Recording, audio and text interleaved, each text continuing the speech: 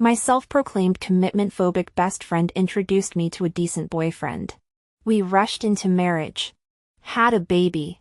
2 years later, when our child was weaned, he filed for divorce. Jobless. I lost custody and got stuck with massive marital debts. Already suffering postpartum depression, the pressure became unbearable. I chose suicide, haunting them as a ghost. I heard Emily coo to my ex with Claire's child. Your mom won't object to our marriage since I'm infertile. Reopening my eyes. I'm back when Emily first suggested Ryan. I smiled. Rejecting their whirlwind marriage idea, weddings aren't games. We need time. Watching from upstairs, I saw Ryan, supposedly my blind date, making out with Emily in secluded corners. Texting friends. We ambushed them with sacks. Beating them senseless. Freshly reborn with grudges? Perfectly reasonable. Thank God their love nest had no cameras. After venting, I signaled retreat. Feigning panic, I yelled from afar, "Who are you? Stop or I'll call cops." When accomplices vanished, I discovered the battered couple, Emily. Ryan. What happened? Helping their bruised faces. I bit back smirks. Why were you here? Who did this? They stammered. Playing furious. I insisted, let's report this. No police. Ryan blurted. Exchanging looks with Emily. Claire. We're fine. Let it go. Emily chimed in. Of course they'd refuse, cops would expose their affair. Pretending reluctance. I took them to Yar. Ryan grabbed my hand later. You're amazing. Claire. I glimpsed Emily's twisted glare. Shrugging off. I sweetly said, I care for you both. Patience. Their reckoning's just begun. With facial bruises lingering, Ryan avoided me. Emily, my roommate, kept pushing. Ryan's perfect. You're 30, your family's pressuring. He's 35 and established. I countered, 35 isn't prime. Marriage needs caution. Emily exploded, men peak at 35. Women over 30 are hags. When she returned to work, Ryan started delivering breakfast, lunch, and dinner to our office with Emily always present. My past self must have been drowning in stupidity to miss their chemistry. However, I didn't buy their undying love act either. On our way back to the office after lunch with Emily, I deliberately gushed with saccharine sweetness. Emmy, you wouldn't believe how extra Ryan is being, insisting I visit his family's ancestral hall in his hometown. He claims only those who've been formally introduced to the Davis family in the ancestral hall are considered legitimate. My own sickly sweet tone made me nauseous as I watched Emily's reaction. Her expression darkened momentarily before she plastered on that annoyingly superior smirk. Maybe my lunchtime provocation worked too well. When Ryan came to pick me up after work, Emily immediately claimed the passenger seat. Noticing my hesitation outside the car, she pulled her classic sweet talk routine. Claire, I'm feeling carsick today. You don't mind me sitting up front, right? I glanced at Ryan behind the wheel. His silence spoke volumes. Smirking, I raised my voice deliberately. Emily, this isn't about what I mind. Get out before people start mistaking you for his side piece. Our office building's busy parking lot filled with colleagues' curious glances. Emily slammed the door hard enough to rattle the windows. Forget it. I'll take the subway since I'm clearly unwanted. Her dramatic exit slowed to a snail's pace, obviously waiting for someone to chase after her. Like I was gonna indulge her. I slid into the vacated seat, feigning surprise as Ryan unbuckled. Leaving? Let's go. He froze before switching to his trademark reasonable guy voice. Claire, don't be difficult. Your best friend's upset, we should. Upset? I cut him off coldly. She said she's taking the subway. Who knows her better, you or me? His retreat was almost comical. I'm just looking out for your friendship. As if I owed him gratitude. Forcing a sunny smile, I patted his arm. Good call. Let's go. Ryan's indulgence, I could have won him an Oscar. Spoiled brat. Pick anywhere for dinner, my treat. Theater majors take notes, this man deserved a standing ovation. I named that upscale steakhouse we both bookmarked but never dared splurge on. Last lifetime's rushed marriage denied me this luxury. Now, if he wanted to play devoted simp, he'd damn well pay for the privilege. Ryan's forced smile during the $300 meal was priceless. After demolishing my ribeye, I dabbed my lips mock concerned. This must have cost a fortune. Let me. Claire. He seized my hand with performative fervor. A real man never lets his girl pay. The way his eye twitched swiping his card? I bit my cheek raw, stifling laughter. The silent car ride home ended with a terse goodbye. Emily greeted me with dramatic huffing. Pre-revival me might have apologized. Now. I leveled her with my iciest glare. Got a problem? You introduced Ryan. Want me to dump him? Say the word. Her guilty flinch was instant. Don't be mad. She clung to me with that cloying pout I once found endearing. Just teasing. I shrugged her off, launching into vivid descriptions of Ryan's generosity until her face purpled. Bathroom mirror checks later revealed her stomping fury in the living room until a phone call restored her smirk. Claire, she practically sang. Someone's bringing me something. Be right back. No prizes guessing who. Those two thought they could screw around under my nose? Hell no. Game on. I glanced at the trash can and took out the garbage. Those two were really good at hiding, instead of their usual corner where they got beaten last time. They were lurking by the dumpster. I squatted there so long that mosquitoes left multiple bites on me before they finally separated. Seizing the chance, I approached quickly. Who knows if they'd start hugging again? I wasn't ready to expose them yet. Emmy? Ryan? What are you two doing by the trash cans at night? I eyed the fancy-looking cake. Meticulously wrapped red roses. And Cartier gift bag. Since when does midnight dumpster diving require luxury accessories? Emily recovered first. Ryan wanted to confess his feelings for you but chickened out. He asked me for advice. When I stayed silent, she added through gritted teeth. These are all for you. Claire. You're so lucky, I'm totally jealous. I burst out laughing. Their panicked expressions were priceless, another windfall for me. Mistaking my amusement for delight, Ryan stepped forward. Claire. I've liked you since we first met. Will you accept my feelings? After pretending to consider, I took the flowers, cake, and gift. Emily forced a smile. Wow. Claire. This is so romantic. I'm actually envious. That last part was probably the only honest thing she'd said all night. Once Ryan and I started flaunting our relationship at work, the whole office knew within days. Emily snapped. Could you be more desperate? Acting like you've never dated before, it's embarrassing. I blinked innocently and called over our most romance-obsessed coworker. Jenny. Do you think I'm embarrassing myself? Jenny sighed dreamily. I live for your couple moments. I want a love story like yours someday. Yikes. No wonder she'd lost her life savings to that online romance scam in my past life. Still begging her scammer why he ghosted her after draining her accounts. But hey, at least this time I'd blocked that fake luxury influencer account on her phone while she was in a meeting. For good measure, I made Emily follow the account instead. Revenge tastes better with backup plans. To my surprise, Emily started grinning at her phone nonstop within weeks. Guess the saying's true, you're only scam-proof until the perfect trap finds you.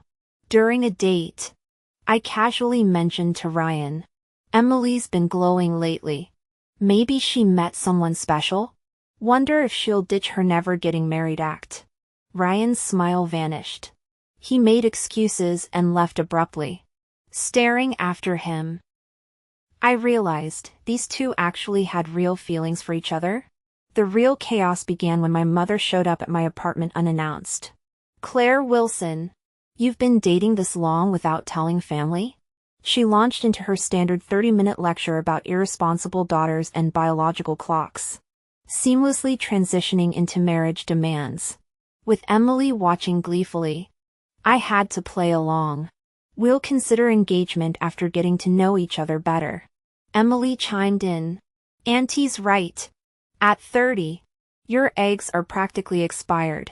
Better lock Ryan down before he runs. After hours of pressure, I fake surrendered. Fine. We'll discuss engagement. Mom left satisfied. Emily smirked. 30's really the cutoff for healthy babies. You know. Bitch still wants my uterus on schedule. In the following weeks, I multitasked like a pro, planning a fake engagement, feeding Emily's schadenfreude with over-the-top couple acts, while quietly building my investment portfolio using future knowledge. The best part? Emily stopped seething at our displays, now watching me with smug anticipation. So I casually showed her my stock earnings report. Her face? Priceless. Claire, since when do you know how to do this? Emily asked, eyeing my investment returns with a mix of surprise and envy. I smirked mysteriously. After all these years together, you still don't know me? I'm clueless about this stuff. A mentor I recently met has been guiding me. Emily's face flushed with anger. Are we even best friends anymore?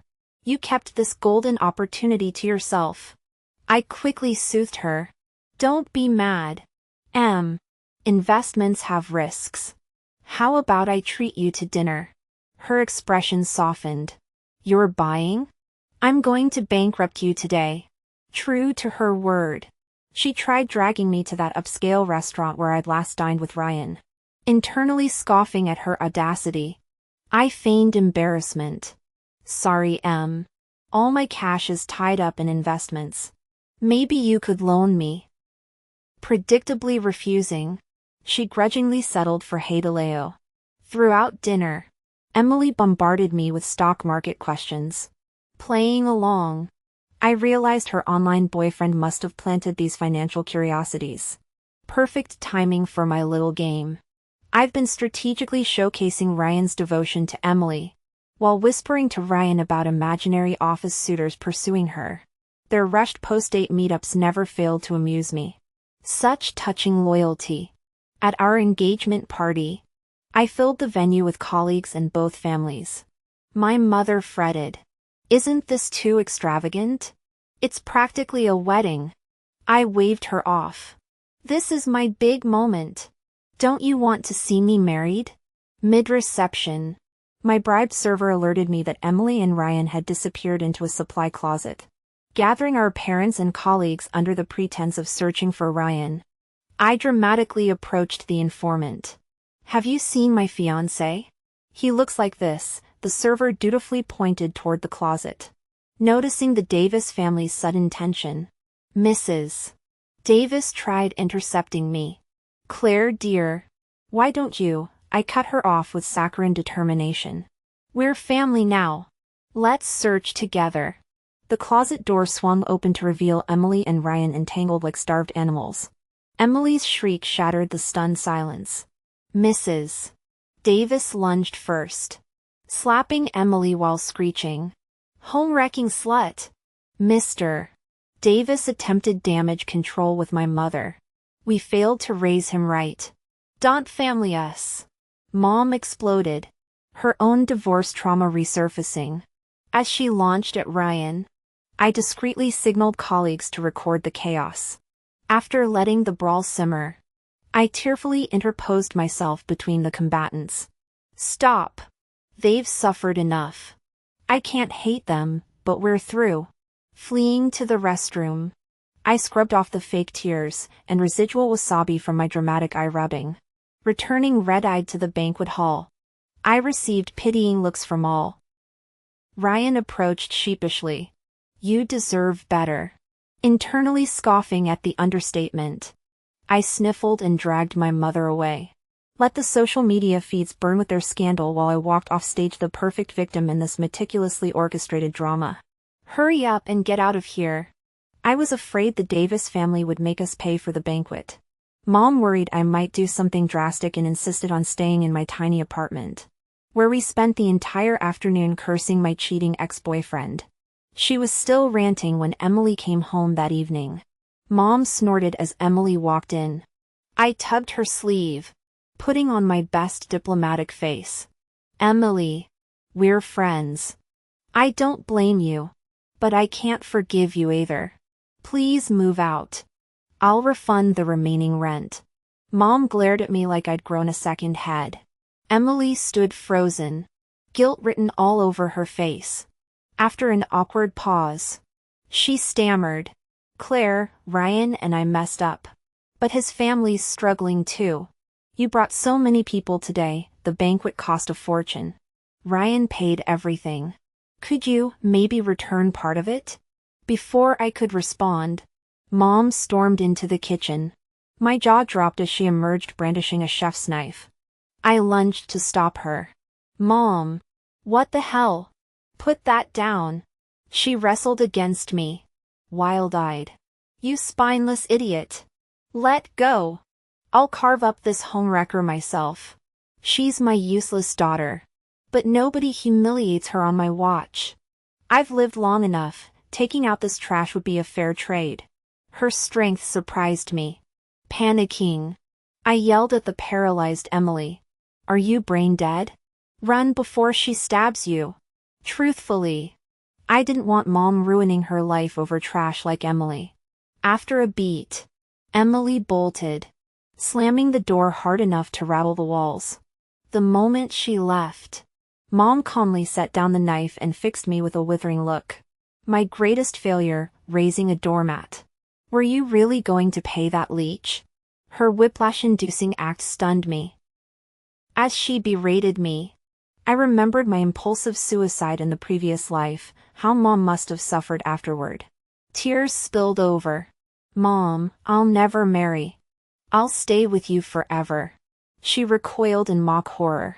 You ruined my first 50 years and want the rest too? Between Mom's terrifying performance and her extended stay, Emily moved out the next day. When I transferred the rent refund, she opened her mouth, probably to demand banquet money, but Mom's death glare shut her up. Returning to work after my leave, colleagues kept glancing at my head like they expected horns. Emily worked in our department too. The gossip tsunami must have been brutal. People whispered behind her back until she cracked, resigning within 3 days. She cornered me in the break room before leaving. I braced for more money demands. But she surprised me. Claire, I'm sorry. But why's the whole office acting like I murdered someone? When I strike it rich, they'll beg to lick my shoes. Was she delusional? After literally causing my death last lifetime? My inner doormat surfaced. Let's move on. Emily. I wish you well. But get-rich-quick schemes never. She cut me off with an eye roll. Easy for you to say with your stock market wins. Selfish much? I bit back real talk. That's just gambling money.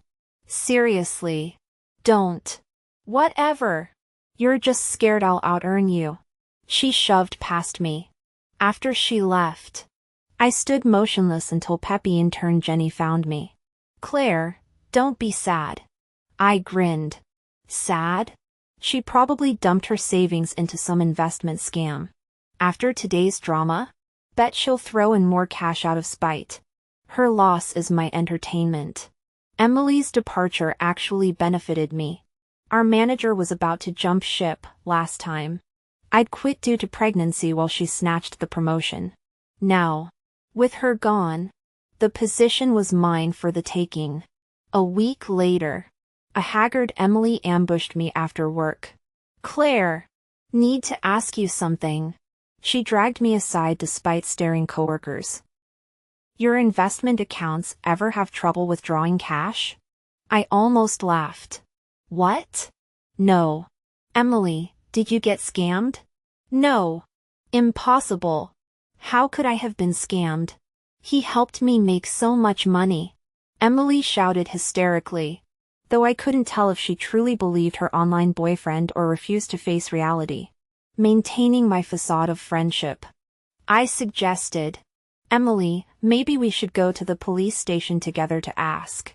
"Just stop," she snapped. "You're just jealous of my success. Is this about me stealing your boyfriend? Nobody's that forgiving. This must be projection. Typical self-centered logic." I turned to leave but paused at the door. "As your former friend, here's my final advice whether you're scammed or not. Marry Ryan immediately. The Davis family might bar their gates otherwise." True to form, Emily's efficiency impressed even me. Days later, as I prepared for bed, Ryan texted, "Come downstairs." The man who'd cheated with my best friend stood awkwardly in my lobby. "Surprised you didn't block me." When I remained silent, he continued his monologue. "Emily and I are getting married tomorrow. We weren't meant to be. Claire. You'll find someone decent someday. Sorry, but this little girl needs my protection more. Don't cry alone. Okay?" I stared, dumbfounded. What cosmic debt made this walking klitsch think I'd mourn his departure? If anything, I wanted to punch his pretentious face until he bawled for mommy. The next day, their marriage certificate flooded social media. Colleagues who still followed Emily dubbed me saintly sister behind my back. While absurd, I focused on monitoring the newlyweds' inevitable implosion. 3 months later, Emily reappeared. "Claire, lend me money. My credit cards and loans, Ryan can't know." "Aw. The reckoning. Ask your husband. His designer salary's community property now." Her glare turned venomous. "You've made so much investing. Enjoying my humiliation? Market crashed, I am trapped." "But why not have your design director husband leak some concepts to YY Corp? That'd solve your problems."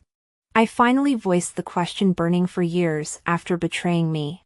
"How dare you come begging first? Got no shame?"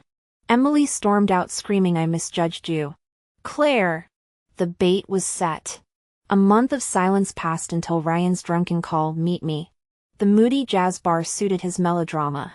He gulped whiskey, pretending to notice me belatedly. "You came." His greasy fingers brushed my hair. "Worried about me?"